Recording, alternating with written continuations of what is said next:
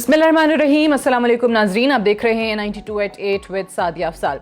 नाजरीन, आज सदर पाकिस्तान डॉक्टर आरिफ अलवी जब पार्लिमान के जॉइंट सेशन से खिताब कर रहे थे तो जो मनाजिर हमने देखे, और स्पेशली जब वो कश्मीर पे बात कर रहे थे तो दूसरी तरफ गो न्याजी गो के नारे लग रहे थे, वज़ीर आज़म इमरान ख़ान के ख़िलाफ़ नारेबाजी हो रही थी।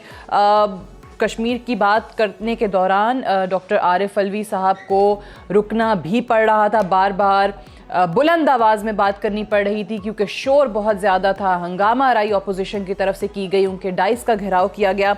ये रवायत, ये रविश शायद पाकिस्तान की सियासत के लिए नई तो नहीं है लेकिन अच्छी भी नहीं है। दूसरी तरफ हम देखते हैं कि बहुत सारे ऐसे मामलात हैं जहां पर पाकिस्तान के अवाम के मुफाद की बात आती है, वहां पर भी बहुत सारी चीज़ों पर सियासत हो रही है। मिसाल के तौर पे अगर हम पाकिस्तान के सबसे बड़े शहर कराची की बात करें, कराची जिसका जिक्र हम तकरीबन हमेशा ही जब भी अपने प्रोग्राम में करते हैं तो सिर्फ और सिर्फ मसाइल का जिक्र होता है, हल कैसे निकलेगा, तजावीज़ भी आती हैं, लेकिन शायद पॉलिटिकल विल ना होने के बायस वो तमाम चीज़ें हो नहीं पाती। बातें सब अच्छी अच्छी करते हैं, कराची में क्या होना चाहिए, मसाइल का भी सबको इदराक है। एक कराची के मेयर हैं जो हर वक्त फंड्स मांगते रहते हैं, दूसरी तरफ एक हुकूमत है वो मेयर को नाकाम कहती है, तीसरी तरफ एक हुकूमत यानी कि वफाकी हुकूमत अपनी तरफ से कोशिश करती है कि कराची के मसाइल हल हो जाएं। वज़ीर आज़म साहब को इंटरवीन करना पड़ता है, वो कराची के हवाले से एक कमेटी बना देते हैं। फिर कल वफाकी वज़ीर कानून बैरिस्टर फ़रोग़ नसीम का एक बयान जहाँ पे उन्होंने आइन के आर्टिकल 149 के हवाले से बात की और इसकी शिक नंबर 4 के हवाले से बात की कि उनकी राय ये है कि इसका नफाज भी अमल में लाया जा सकता है, जिस पर एकदम से बहुत ज़्यादा क्रिटिसिज्म शुरू हो गया और बैरिस्टर फ़रोग़ नसीम को ये कहना पड़ा कि ये उनकी राय थी। अभी तो ये मामला जो कराची के हवाले से वज़ीर आज़म की कमेटी है वहाँ जाएगा और उसके बाद काबीना में जाएगा, देखते हैं वफाकी हुकूमत हमारी बात मानती है या नहीं मानती। अब आइन का ये आर्टिकल 1494 है क्या? ये बेसिकली 149 जो है वो विफाक और सूबों के माबैन ताल्लुकात के तरीक़ाकार को बयान करता है कि बाद सूरतों में किस तरीके से सूबों को हिदायत दी जा सकती हैं, और स्पेशली इसकी शिक 4 में है कि the executive authority of the federation shall also extend to the giving of directions to a province as to the manner in which the executive authority thereof is to be exercised for the purpose of preventing any grave menace to the peace or tranquility और economic life of Pakistan और any part there of. यानी कि विफाक की जो executive committee है वो किसी सूबे को ये हिदायत देने की मजाज़ है अगर वहाँ पर किसी पाकिस्तान के हिस्से में, किसी सूबे में अमन के हवाले से मामलात दरकार हैं या फिर इक्तसादी ज़िंदगी के लिए कोई ख़तरा है, संगीन ख़तरा है, उससे निमटने के लिए विफाक हिदायत दे सकता है। इन तमाम चीज़ों के हवाले से आज हम बात करेंगे कि इस पर क्रिटिसिज्म तो है, लेकिन क्या अगर इसका नफाज अमल में लाया जाता है तो ज़्यादा से ज़्यादा विफाक हिदायत ही दे सकता है। करना तो अगेन प्रोविंशियल गवर्नमेंट ने है, सिंध गवर्नमेंट ने है, पीपल्स पार्टी ने है। सो इसमें मसाइल क्या हैं और आया ये लागू हो सकता है या नहीं हो सकता, इन तमाम चीज़ों पे बात करेंगे। प्रोग्राम में आगे जाके आपको हम अपने लीगल जो एक्सपर्ट्स हैं उनकी ओपिनियन भी बताएंगे, लेकिन इस वक्त सबसे पहले हम बात करेंगे पाक सरजमीन के सरबरा और कराची के साबिक मेयर मुस्तफ़ा कमाल साहब से। मुस्तफ़ा कमाल साहब, अस्सलाम वालेकुम। जी वालेकुम सलाम जी, बहुत शुक्रिया मुस्तफ़ा कमाल साहब, आपने प्रोग्राम में हमें ज्वाइन किया। सबसे पहले तो ये फरमाइएगा कि आर्टिकल 149 जिसके नफाज का ऐलान किया फ़रोग़ नसीम साहब ने, ये कहा कि तजवीज़ है, कमेटी में जाएगा, वज़ीर आज़म से बात करेंगे। अब ये सिर्फ और सिर्फ हिदायत देने की बात करता है, करने वाली फिर से सिंध हुकूमत होगी। सो इस पर इतना ज़्यादा वावेला इस वक्त, स्पेशली आज जो बिलावल साहब ने बयानात दिए वो भी हम आपको आगे जाकर बताएंगे क्यों किया जा रहा है। हाँ, थैंक यू वेरी मच। फ़रोग़ भाई हमारे भाई हैं और बड़ा एहतराम उनके लिए, लेकिन उनकी इस बात से वो खुद मैं उनको सुन रहा था, उन्होंने कह दिया कि ये तजवीज़ है और ज़रूरी, और उनको पता है, उन्होंने कह रहे हैं कि ये तजवीज़ जो है प्रोविंशियल गवर्नमेंट मानेगी नहीं हमारी, और जब वो नहीं मानेगी तो फिर एक और आइन का एक और आर्टिकल है विच इज आर्टिकल 184(1) के तहत फिर सुप्रीम कोर्ट इन्वॉल्व हो जाएगी उसके अंदर, और सुप्रीम कोर्ट वो आर्टिकल 144(1) ये कहता है कि जब हुकूमत गवर्नमेंट्स के दरमियान डिस्प्यूट आ जाए, और गवर्नमेंट की भी डेफिनेशन आगे लिखी हुई है कि प्रोविंशियल गवर्नमेंट और फेडरल गवर्नमेंट के दरमियान डिस्प्यूट आ जाए तो उस वहां पर सुप्रीम कोर्ट अपनी डायरेक्टिव दे सकता है। गोया कि ये टोटल मुझे जो समझ में आई बात, ये एक ऐसी स्ट्रेटजी है कि जो कि आप प्रोविंशियल गवर्नमेंट को एक कोर्ट के मामलात में जाकर एक बहस चलेगी, वहां पर सुप्रीम कोर्ट में जाएंगे, फिर वो ये डिसाइड करेगा सुप्रीम कोर्ट कि आया कि ये लागू होता भी है या नहीं होता। और अगर लागू भी हो जाए तो सिर्फ आप डायरेक्शंस दे सकते हैं, आप अमलन कुछ नहीं कर सकते। मैं समझता हूं आपने अगली बात जो की कि प्रोविंशियल बिलावल भुट्टो जरदारी साहब ने भी इस पे वावेला मचाया है, चीजें की हैं। मेरा ये ख्याल है कि फरूक नसीम साहब के इस स्टेटमेंट के बाद पीपल्स पार्टी को तो मौका मिल गया है कि वो सिंध में जाकर सिंध कार्ड इस्तेमाल करे और लोगों को ये बताए कि पता नहीं कोई कराची को सिंध से अलग करने की कोई बात हो रही है या इस तरह की कोई बात हो रही है, विच इज आपको पता है कि हमें पता है कि ऐसी कोई बात नहीं है। मैं एज ए कराचीआइट, जो आज कराची की प्रॉब्लम है उसमें आप मुझे बताइए कि मुझे पानी आज चाहिए, मुझे सीवरेज का निजाम आज चाहिए, कचरा आज नहीं उठ रहा, सड़कें आज साफ नहीं हो रही, नाले आज साफ नहीं हो रहे, तो उसमें ये इन आईनी आर्टिकलों के चक्कर में हम रहेंगे, कोर्टों के चक्कर में रहेंगे, स्टेटमेंट के चक्कर में रहेंगे, तो कराची दैट मीन्स जब तक कराची मरता रहे, बीमार होता रहे, प्रॉब्लम होती रहे। मेरी रिक्वेस्ट है, इसमें बड़ी मुअद्दबाना रिक्वेस्ट है, वो ये कि फरूक नसीम साहब खुद वफाकी वजीर हैं, और मैं कह रहा हूं, मैं बड़े एहतराम से ये वाली बात कह रहा हूं, वो खुद वफाकी वजीर हैं, वजीर आजम पाकिस्तान ये आईनी तरामीम करने से पहले भाई एक दफा वजीर आजम कराची आ जाए ना, और आकर वजीर आला से एक दफा बात तो करें और पब्लिकली फिर आकर अनाउंस करें कि उन्होंने सीएम हाउस जाकर कराची के लिए क्या बात की है। यही सारी बातें अभी तक वैसे मुस्तफा कमाल साहब जितनी भी बात हम सुनते हैं वो सिर्फ और सिर्फ जो है वो सिंध हुकूमत की तरफ से, या फिर जो मेयर कराची हैं वसीम अख्तर, वो आकर खड़े होकर कहते हैं कि जी 162 अरब ये पैसे आ जाएं तो बस सब कुछ जो है वो मामला जैसे हल हो जाएंगे, ये तासुर देने की कोशिश की जाती है।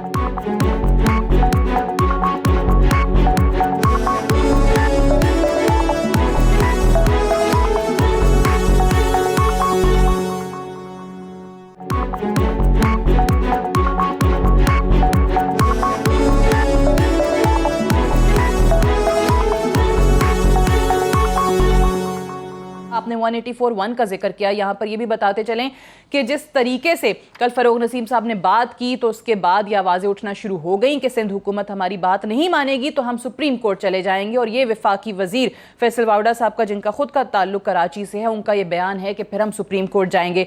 मुस्तफ़ा कमाल साहब, बिलावल साहब ने क्या कहा था, बड़ी ही ख़तरनाक बात है। वफाकी वजीर कानून फरूक नसीम की ये तजवीज़ कि कराची के इंतज़ामी मामला देख सकते हैं वफाक या इसका निफाज हो सकता है, ये क्या मोदी के कश्मीर पर कब्जे के मुतरादिफ है? नहीं, बिल्कुल ऐसा नहीं है, और मैं समझता हूं कि बिलावल साहब को भी ये पता है कि ऐसा नहीं है, लेकिन उनको एक मौका मिल गया है, वो सिंध के अंदर बैठकर ये बात करेंगे तो आपको पता है सिंध कार्ड इस्तेमाल होगा और लोग इसके ऊपर जो है वो ये जाने बगैर के एक्चुअल बात क्या है उसके ऊपर डेफिनेटली उनकी बात पर बहुत सारे लोग बिलीव भी करेंगे। जितना गुस्सा उनको फरूक नसीम साहब के इस तजवीज़ पे अगर आ रहा है, काश कि उनको ये गुस्सा जो है वो कराची में मरने वाले लोगों के ऊपर भी आए। काश कि उनको ये गुस्सा कि जो कि वो खुद बाहर से पढ़े हुए हैं, वो बरतानिया से पढ़े हुए हैं, बरतानिया में क्या वहाँ की वफाकी, वहाँ की स्टेट गवर्नमेंट क्या पानी और सीवरेज के डिपार्टमेंट को अपने अंडर ले लेती है? क्या वहाँ की लोकल गवर्नमेंट जो है वो बिल्कुल इम्पोर्टेंट बना दी जाती है, तमाम इख्तियारात वसाइल जो है वो छीन लिए जाते हैं, और वहाँ का मेयर किस तरह का होता है, क्या वहाँ पे डेलीगेशन ऑफ पावर होती है? काश के वो नॉर्मल दिनों में, अभी जब 33 लोग मर गए कराची में करंट लगने से, काश के वो उसके ऊपर भी इस तरह से गुस्सा करते। देखिए अगेन मैं कह रहा हूं कि फरूक नसीम साहब की आई थिंक ये बात टाइमिंग के हवाले से ये बैकफायर कर गई है। दूसरी बात जो मैं इसमें एक चीज यहां पर मैं कहना चाहता हूं, इसमें एक चीज ये कहना चाहता हूं, देखिए कि आज हम और आप पिछले 3 महीनों से ये ट्रांसमिशन देख रहे हैं। सादिया, आपने भी कई प्रोग्राम्स किए, मैंने देखा, और सारी चीजों पर टीवी पे लोग चला रहे हैं। कराची में सब इशू है सबसे बड़ा कचरा मसला है कि सॉलिड वेस्ट मैनेजमेंट जो है वो नहीं हो पा रही। ये जो कचरे का मसला है, अभी हम मेयर से पानी नहीं मांग रहे, सड़कें नहीं मांग रहे, दवाएं नहीं मांग रहे, स्कूल नहीं मांग रहे, अभी तो हम कह रहे हैं कि सिर्फ हमारा कचरा उठा दो। वो एक वजीर आए तो थे वफाकी वजीर कराची का कचरा उठाने। नहीं, मैं दूसरी बात करूं, मैं कह रहा हूं कि आज भी ये इख्तियार सिटी गवर्नमेंट के पास है, कचरा उठाने के इख्तियारात और वसाइल सिटी गवर्नमेंट के पास है। आपको पता है कि जब मैंने ये बात की तो उन्होंने मुझे रिडिक्यूल करने के लिए मेरा नोटिफिकेशन निकाल दिया कि आइए मैं आपको गार्बेज का पीडी बना लेता हूं। मैं जाकर खड़ा हो गया कि अच्छा भाई दे दो, मुझे चार्ज दे दो, मैं चारों डिस्ट्रिक्ट के मुझे हवाले कर दो, मैं कर दूंगा। ये स्वीपर मेरे हवाले कर दो, मशीनरी कर दो, मुझे कोई 1 रुपए की भी मदद नहीं चाहिए, कर दूंगा। 14 घंटे के अंदर उन्होंने इस ऑर्डर को वापस कर लिया। पॉइंट मेरा ये है कि ये एक कैमोफ्लेज की जा रही चीजें, और अनफॉर्चुनेटली कराची के लोगों के साथ ये ज्यादती हो रही है कि आप इस चक्कर में उलझाकर जिसका जो काम है उसके ऊपर से भी आप नजर हटवा रहे हैं, या उसको जो है वो सेट स्कॉट फ्री कर रहे हैं आप उसको जो नहीं। आज भी सॉलिड वेस्ट मैनेजमेंट जो डिस्ट्रिक्ट के पास है, सिटी के पास है, तो 4 डिस्ट्रिक्ट एमक्यूएम के पास हैं प्रोविंशियल सिटी में 6 में से, वहां पर तो कचरा उठाने का इख्तियार इनके पास है। करोड़ों रुपए स्वीपर्स के पैसों में जा रहे हैं, तनख्वाहों में जा रहे हैं, करोड़ों रुपए जो है वो और मशीनरीज और तमाम फ्यूज में पैसे खर्च हो रहे हैं। तो ये जो कचरा उठाने के लिए जो कमेटीज बनाई जा रही हैं, मेरे समझ से बिल्कुल बाहर है। अगर आप मुझे टाइम देंगी तो मैं तजवीज दूंगा कि बिल्कुल बताइए तजवीज, बिल्कुल बताइए, अगर आप बिल्कुल बताइए क्या है, क्योंकि दिस इज सो अनफॉर्चुनेट कि हम सबको पता है कि क्यों हल नहीं होते। सब तमाम जमातें आके दावे करती हैं हम कर सकते हैं, कर जाएंगे, लेकिन क्यों नहीं होते? क्योंकि सिर्फ और सिर्फ उनकी मफादात जो हैं वो वाबस्ता है। अगर काम हो गए तो वो चीजें कैसे होंगी? जी एक तो मैं शॉर्ट टर्म पे मैं बाद में आता हूं कि कचरा आज भी साफ हो सकता है, मैं इस पे बाद में आपको एक लॉन्ग टर्म हमेशा का सॉल्यूशन बताता हूं। वो ये कि देखिए 18 अमेंडमेंट बहुत अच्छी चीज थी, लेकिन 18 अमेंडमेंट उस वक्त खराब हो गई कि जब वफाक से सारा इख्तियार और वसाइल जो है वो आकर सूबों में पार्क हो गए। अगर वो सूबों के लिए नहीं थे, चीफ मिनिस्टर के लिए नहीं थे, उसको डिस्ट्रिक्ट्स में ट्रिकल डाउन होता। फर्ज करें कि एनएफसी अवार्ड आता था, उसके बाद provincial finance commission PFC award का इजरा होना था, जहां से डिस्ट्रिक्ट्स में पैसे जाने थे, वो नहीं हुआ। तो ये नाइटमेयर बन गया हमारे लिए। फिर ये 18 अमेंडमेंट जो कि एक बहुत अच्छी चीज थी, डेवोल्यूशन, वो हाफ हार्टेड हुई तो हमारे लिए नाइटमेयर बन गई ये चीज। मेरी तजवीज ये है, मैं पहले से ये कहता चला आ रहा हूं कि 18वीं तरमीम में तरमीम करने की जरूरत है। ये जो आपका आधा डेवोल्यूशन हुआ है, आपको बजाय इसके कि फरूक नसीम ये आर्टिकल 149 की बात करें, हम पूरे पाकिस्तान में हर आदमी कहता है कि डेवोल्यूशन होनी चाहिए, तो हम इस पे कंसेंसस क्यों नहीं करते? तो अपोजिशन को भी जमा करें और कि भाई ये 18वीं तरमीम में हम तरमीम करते हैं और उस तरमीम में एक चैप्टर ऐड करते हैं कि ये जो वफाक से सूबों को इख्तियारात गए हैं, इसके ये इख्तियारात हर हाल में आईनी तौर पर हर हाल में एक चैप्टर इंक्लूड हो लोकल गवर्नमेंट का कि ये इख्तियारात और वसाइल नीचे जाने हैं। आप कब तक ये करेंगे कि आज सूबों के पास कराची है? माजरत के साथ मैं आपकी बात से 100% मुत्तफिक हूं, लेकिन मेरा सवाल फिर ये होगा एज एन एंकर, हम क्योंकि यहाँ पे बैठते हैं, हर पॉलिटिकल पार्टी से बात करते हैं, टीवी पे आपके सामने किस तरीके के बयान, आज भी बिलावल साहब ने 18वीं तरमीम का जिक्र कर दिया। यहाँ 18वीं तरमीम हमारे मुंह से निकलती है, ये लफ्ज निकलता है तो वहां पे उनको शुरू हो जाता है कि नहीं जी 18वीं तरमीम पर हमला हो रहा है, यानी जमहूरियत पर और मुल्क पर हमला हो रहा है। कोई सुनने कोई तैयार नहीं है। आप जो बात कर रहे हैं वो दुरुस्त है कि उस तरमीम में भी तरमीम करने की जरूरत है, लेकिन यहां पर वो सिंध कार्ड और बाकी चीजें शुरू हो जाती हैं।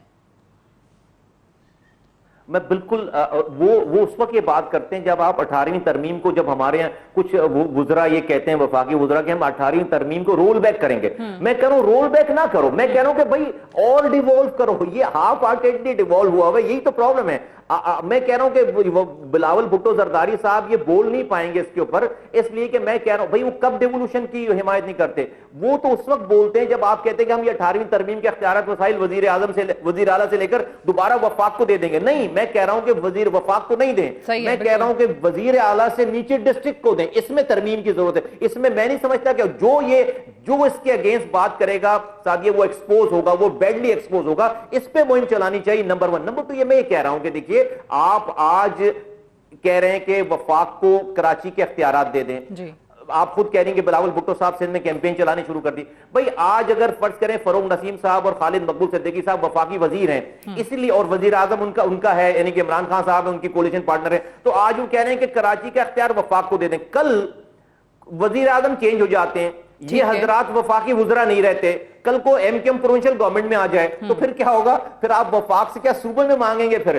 तो भाई ये पिंग पोंग कब तक चलेगा? कराची को ना वफाक के अंडर में दो ना सूबे के अंडर में दो, कराची को कराची वालों के अंडर में दो भाई। कराची को डिवॉल्व करो, सिंध के डिस्ट्रिक्ट को डिवॉल्व करो। ये एक सवाल नहीं है, एक सवाल, क्योंकि मैं ये जब भी कराची पे बात करती हूँ तो मैं तमाम स्टेक होल्डर्स की राय इस पे जरूर जानना चाहती हूँ। एक आखिरी सवाल मेरा आपसे ये कि जब भी इतने बड़े शहर की जो किसी से कंट्रोल नहीं हो रहा है या आप पॉलिटिकल विल ना होने की वजह से कंट्रोल नहीं हो रहा है, नहीं संभाल पा रहे हैं, मेरे जमाने में तो कंट्रोल हो रहा था, मेरे जमाने में तो कंट्रोल हो रहा था, बिल्कुल ठीक है, लेकिन अभी हालात जो हैं वो बिल्कुल आउट ऑफ कंट्रोल हैं और सिर्फ ब्लेम गेम चल रहा है। सो क्या कराची जैसे बड़े सूबे को, जो कि एक इकोनॉमिक हब है, तमाम पूरे मुल्क को वो पैसा दे रहा है, वहां पर कोई स्पेशल स्टेटस इस शहर का बनाने पर गौर नहीं हो सकता? इसमें ऐसी कौन सी कबाहत है? क्यों तमाम पॉलिटिकल स्टेक होल्डर्स एग्री नहीं कर सकते? बिल्कुल आप मैं 200% आपकी बात से एग्री करता हूं और मैं ये कह चुका हूं कि सिर्फ कराची नहीं, आप इकोनॉमी को बेस बनाकर आप मुल्क की तमाम पोटेंशियल्स को टैप करने के लिए फॉर्मूलाज बनाएं और उसमें कराची को लें, आप फैसलाबाद को लें, आप हैदराबाद को लें और आप लाहौर को लें। आप 3 शहर, फैसलाबाद, लाहौर और कराची, आप इन 3 शहर को इकोनॉमिक डेवलपमेंट जोन इसके अंदर आप बनाएं और इसको आप प्योरली डिवॉल्व करें कि एक इलेक्टेड मेयर को शहर की प्लानिंग, जो इंडस्ट्रियल जोन की प्लानिंग करनी है और इसके ऊपर उनको जमीनों की और चीजों की, ताकि आपका जो पोटेंशियल है, देखिए आज पाकिस्तान में अगर 4000 अरब रुपए पाकिस्तान कलेक्ट कर रहा है, मैं आम लफ्जों में बताऊं तो आज भी तकरीबन 2,500 अरब रुपए कराची से आप इस नामसाइब हालात के बावजूद भी आप जनरेट करके वफाक को दे रहे हैं। अगर आप इसको लिबर्टी देंगे, इकोनॉमिक एडमिनिस्ट्रेटिव लिबर्टी और यहां पर फाइनेंशियल लिबर्टी देंगे और लोकल्स को देंगे, तो उसके में और 3 शहरों को दें जिसमें उसको आप ये इख्तियार दें कि वो इकोनॉमिक डेवलपमेंट जोन बनाए और वहां पर इंडस्ट्रीज लेकर आए। आज देखें, आज सिटी टू आज दुनिया जो है वो शहरों से डील कर रही है। अब वफाक का काम बहुत कम रह गया। जिस शहर में पोटेंशियल है वो डायरेक्ट दुनिया में अपनी प्रोडक्ट को पहुंचा रहा है, डायरेक्ट दुनिया में अपनी इकोनॉमी को सेट कर रहा है। सो कराची को स्पेशल स्टेटस देने के लिए आप कह रहे हैं कि इस पे जरूर बात होनी चाहिए। बहुत बहुत शुक्रिया मुस्तफा कमाल साहब। 18वीं तरमीम में तरमीम करें, 18वीं तरमीम में तरमीम बात कर रहे थे और कहते हैं कि 18वीं तरमीम में तरमीम करें। कोई इसको रोल बैक करने की बात नहीं करा, बट इसमें भी तरमीम होनी चाहिए। एक ब्रेक लेंगे, ब्रेक से वापस आएंगे, कुछ और मेहमान हमारे साथ मौजूद होंगे, इसी टॉपिक पर बात होगी एक वक्फे के बाद।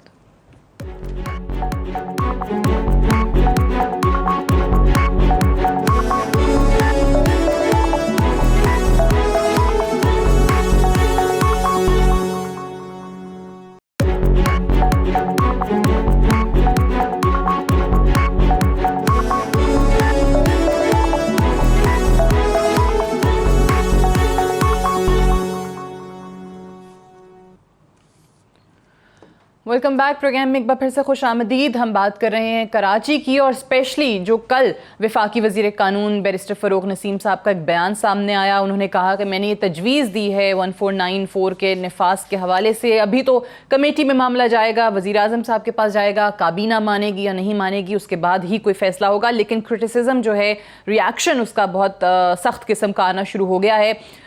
बिलावल साहब का हमने आपको एक स्टेटमेंट तो दिखाया जिन्होंने इस मामले को मोदी के कश्मीर पर कब्जे से जा मिलाया। दूसरा बहुत ही ख़तरनाक एक और बात कर गए आज अपनी प्रेस कॉन्फ्रेंस के अंदर।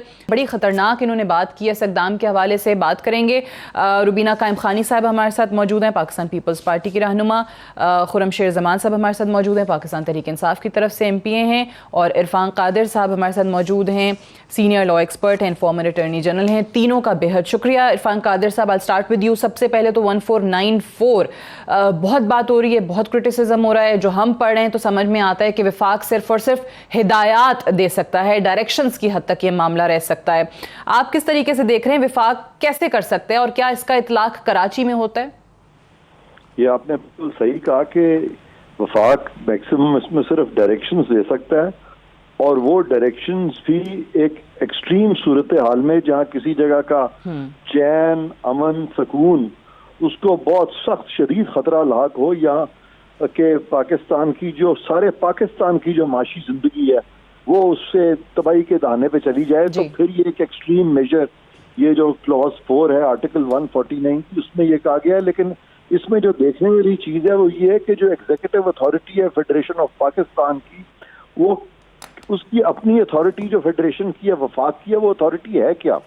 वो आर्टिकल 97 है जो कि इसको डिफाइन करता है। वो कहता है कि तमाम उन मज़ामीन में जिन पे के कानून साजी कर सकता है वफाक या मजलिस शूरा, सिर्फ उन मज़ामीन की पे एक्सटेंड करेगी उनकी एग्जीक्यूटिव अथॉरिटी। ठीक है। जो मामले वफाक के या मजलिस शूरा के कानून साजी के दायरा इख्तियार में नहीं आते, वहां पर सूबाई जहाँ पे जो कि रेजिड्यू में आता है, जो कि कंकरेंट लेजिस्लेटिव लिस्ट अब खत्म हो गई है, वहां पे वफाक किसी किस्म की भी एग्जीक्यूटिव अथॉरिटी की डायरेक्शंस नहीं दे सकता। और ये गो के इसमें थोड़ा सा उभाम भी है इन आर्टिकल्स में, लेकिन इवेंचुअली ये बहुत एक्सट्रीम केस है जहाँ पे के सारे तो यानी ये फिर फरोग नसीम साहब, जाहिर है वो खुद वफाकी वजीर कानून हैं, लॉ समझते हैं, उन्हें ये बयान देने की जरूरत क्यों महसूस हुई जब आप कह रहे हैं कि सिर्फ और सिर्फ जहाँ पर पार्लियामान को इख्तियार है कानून साजी करने का, उन मामलात में उनकी तरफ से कोई डायरेक्टिव्स जा सकते हैं सूबों को?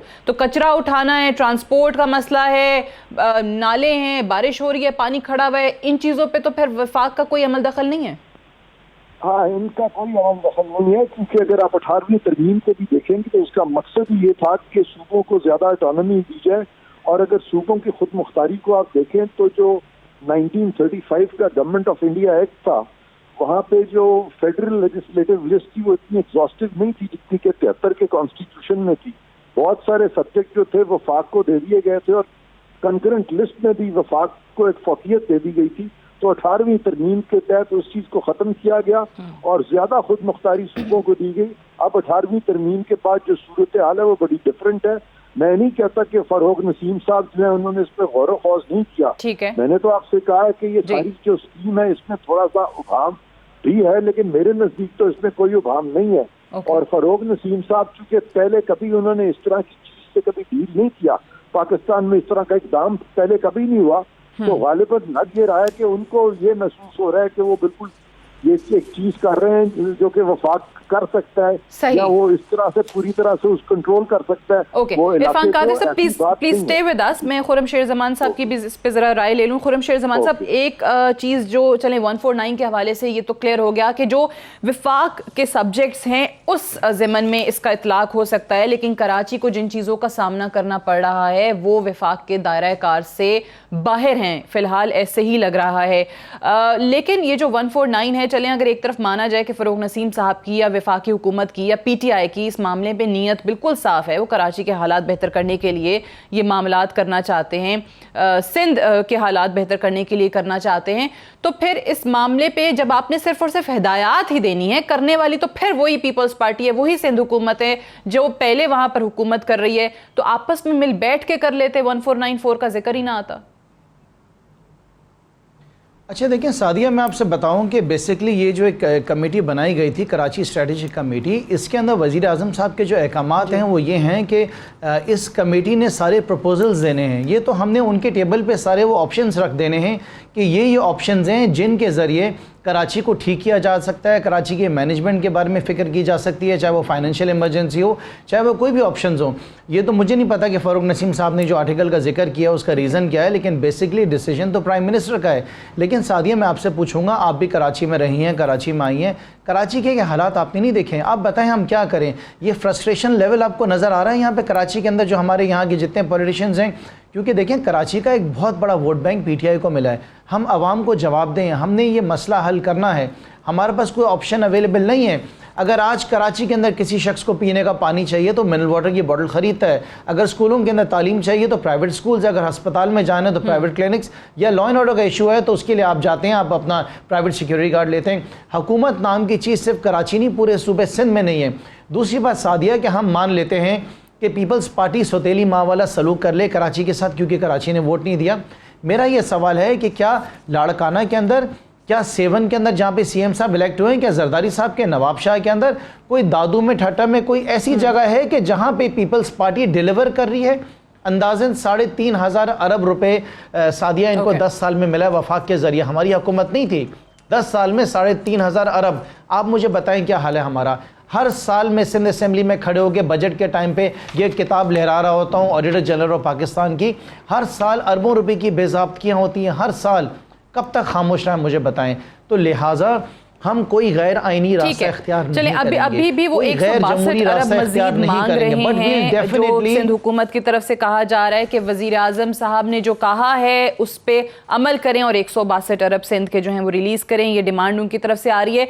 मैं आपकी तरफ दोबारा भी आती हूँ, लेकिन रुबीना कायम खानी साहिबा, चलें एक तरफ अगर मैं for the sake of N argument आप लोग के जितने भी एतराज़ात हैं 1494 के हवाले से, फ़रूख नसीम साहब के बयान के हवाले से मानते हुए, लेकिन जो आज बिलावल साहब ने इतने सख्त बयानात दिए कि अगर वफाक ये करेगा तो ये मोदी का जो कश्मीर पे कब्ज़ा है उसके मुतरादिफ होगा, अगर ये होगा तो एक बांग्लादेश बना था तो सिंधु देश भी बन सकता है। ये सिंध कार्ड या इस तरीके से ये चीज़ें कहाँ से आ जाती हैं कि सराइकियों का भी अलग हो जाएगा सूबा, पख्तून भी उठ खड़े होंगे, इतना सख्त रिएक्शन।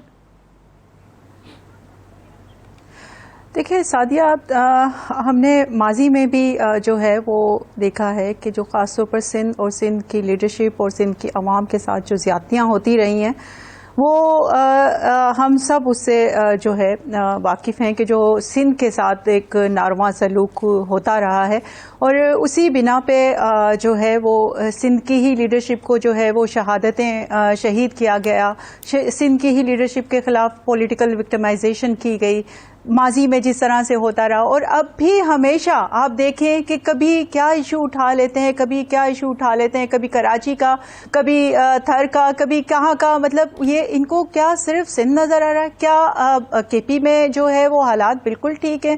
क्या पंजाब में जो है बिल्कुल हालात ठीक है? क्या बलूचिस्तान बिल्कुल ठीक है? मतलब अगर आप बात करते हैं गुड गवर्नेंस की, तो अगर आप केपी के हालात देखें, वहाँ पर भी पेशावर में जो हालात है कि वो वहाँ पर भी यही कचरा जो है नजर आएगा, गंदे नाले नजर आएंगे। क्या हुआ कि आज अगर हमें 10 साल की हुकूमत का ताना देते हैं तो पीटीआई भी तो वहां पर हुकूमत में बैठी है कई अरसे से, तो उनको जो है वो क्यों नहीं वो नजर आता, अपने गिरेबान में क्यों नहीं झांकते कि वो 1200 आप देखें कि जो डेंगू के मरीज वहां पर पेशावर में अफेक्टेड हैं और वो मतलब वो केसेस सामने आए, उनके ऊपर क्या एक्शन हुआ? उनको कराची का कचरा नजर आ रहा है। ये कोई ना कोई बात ऐसी कर देते हैं कि जिससे अवाम और जो सिंध की लीडरशिप वो बात आपकी ठीक है, वहां पे भी कचरा नजर आएगा, वहां पे भी मसाइल नजर आएंगे, but Rubina Sahiba, nobody is taking over Sindh. नहीं कर सकते, विफाक नहीं कर सकता, 1494 के तहत भी नहीं कर सकते। बिल्कुल ये चीज़ वफाक नहीं कर सकता, स्पेशली 18वीं तरमीम के बाद। जब तक कोई लॉ एंड ऑर्डर की सिचुएशन ऐसी ना हो जाए, उसमें भी वो सिर्फ और सिर्फ एडवाइस कर सकता है, जो है इंटरवीन नहीं कर सकता, उन मामलात को वो बिल्कुल अपने हाथ में नहीं ले सकता सिंध हुकूमत की सपोर्ट के बगैर। मैं ये कहती हूँ कि बिल्कुल क्योंकि ये स्टेटमेंट इस वक्त जो है जनाब चेयरमैन बिलावल भुट्टो साहब की तरफ से आना बहुत ज़रूरी था, क्योंकि हम बहुत दिनों से जो है वो ये देख रहे हैं कि जो ख़ास तौर पर फेडरल की तरफ से जो सिंध के साथ जो है वो रवैया अपनाया हुआ है, वो हमें ये इनको अपना बता देना ज़रूरी है कि अगर ये इस तरह के रवैये रखेंगे सिंध हुकूमत के साथ। अच्छा, आप कह रही है कि ये स्टेटमेंट बिलावल साहब की तरफ से आना बहुत जरूरी है और ये बता देना बहुत जरूरी था, उन्होंने जो स्टेटमेंट दिया वो सही दिया। ठीक है खुर्रम शेर ज़मान साहब, ये चीज़ जो आप लोगों के भी एतराज़ात सामने आते हैं उसी को अगर सामने रखा जाए कि आप कहते हैं फ़ंड्स ले लिए विफाक से, माजी की हुकूमतों में भी बहुत पैसा लिया लेकिन वो आवाम तक नहीं लगता, आवाम के मसाइल हल नहीं होते, चीफ मिनिस्टर पैसे रख के फ़ंड्स रख के बैठ जाते हैं, जो मेयर हैं वो फ़ंड्स खा जाते हैं, कराची के लिए कोई काम नहीं करते। सो इस पे बजाय कि आप 1494 से एक नई बहस छेड़ें, इस पे काम क्यों नहीं करते कि वो 18वीं तरमीम कोई उसको ख़त्म करने की बात नहीं कर रहा है, बात सिर्फ ये है कि असल मकसद जो है वो पूरा कर लें, उसको ग्रास रूट लेवल तक ले जाएं, उस पे तरमीम ले आएँ। ऐसा तो हो सकता है ना अगर तमाम स्टेक होल्डर्स इकट्ठे हों, माने।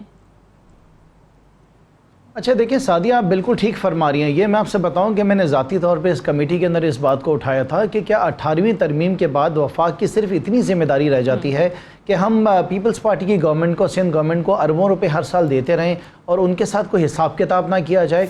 दूसरी चीज़ ये है कि एनएफसी के ज़रिए पैसा तो इनको मिल जाता है, लेकिन पीएफसी के ज़रिए पीएफसी के ज़रिए उसको अभी तक लिंक नहीं किया गया है। केपीके के अंदर बहुत पहले से लिंक किया गया है। तो आपकी बात बिल्कुल ठीक है, कुछ ऐसी अमेंडमेंट्स हैं कि जो कि 18वीं तरमीम में लाजिम लेकर आनी चाहिए, क्योंकि उसके बगैर मसाइल हल नहीं होंगे।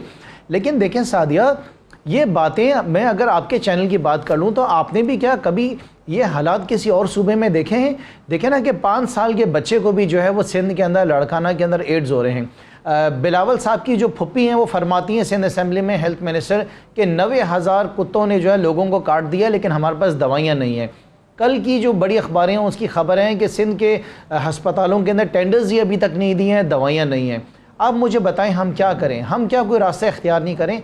अवाम हमसे सवाल करती है, हमें उन्हें जवाब देना है। ये मसाइल हमने हल करने हैं, हमारे पास ऑप्शन नहीं है। ये जो इनका सिंध कार्ड है ना, ये अब डिस्कार्ड हो चुका है। ये जितनी इन्होंने ब्लैकमेलिंग करनी थी कर ली है। अब आप अंदाज़ा लगाएं कि ये मैं क्या कहूँ, ये बच्चा कहूँगा बिलावल को, और मैं क्या कहूँगा कि जो शख्स जो है बिलावल उससे बाहर नहीं निकलता है, 4 दीवारी के अंदर रहता है, जिसको टीवी में हर चीज़ दिखाई जाती है, उसको क्या पता सिंध में क्या हाल है? लेके जाएं, वो दिखाएं उनको कि थर में बच्चे किस तरह मर रहे हैं, उनको बताएं कि दादू के अंदर किस तरीके से मर्डर्स हो रहे हैं, उनको बताएंगे सिंध में पुलिस किस तरीके से काम कर रही है, कराची में लोगों के क्या हालात हैं, क्या नाइंसाफ़ियाँ हो रही हैं सादिया यहाँ पे, अनबिलीवेबल।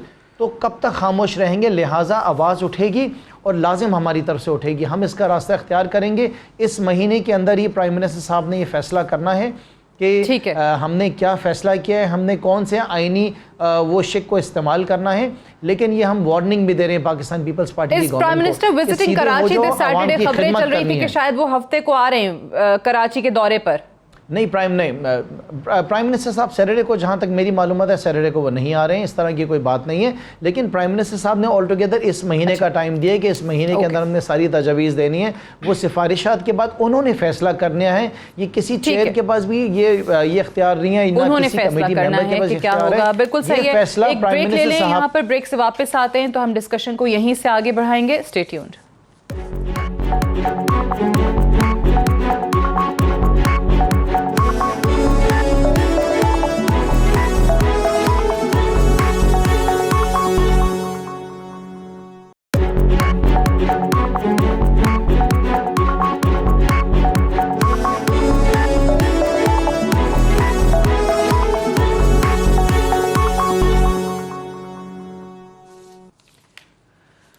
Welcome back. प्रोग्राम में एक बार फिर से खुश आमदीद। सिंध के हवाले से ख़ुसूसी तौर पे कराची के जो हालात हैं उस पर जिस तरह हम पहले भी हमेशा टॉक शो में बात करते हैं कि सिर्फ और सिर्फ आपको ब्लेम गेम नज़र आता है, सियासी पॉइंट स्कोरिंग नज़र आती है। मेयर कहेगा कि मेरे पास फंड्स नहीं हैं, सिंध हुकूमत कहेगी कि मेयर के जो काम हैं वो नहीं कर रहे हैं, विफाक कहेगी कि तमाम लोग नाकाम हो गए, हमें कुछ ना कुछ करना चाहिए। और उसके बाद हमने 1494 के हवाले से जिक्र कल सुन लिया फ़रोग नसीम साहब के ज़बान से।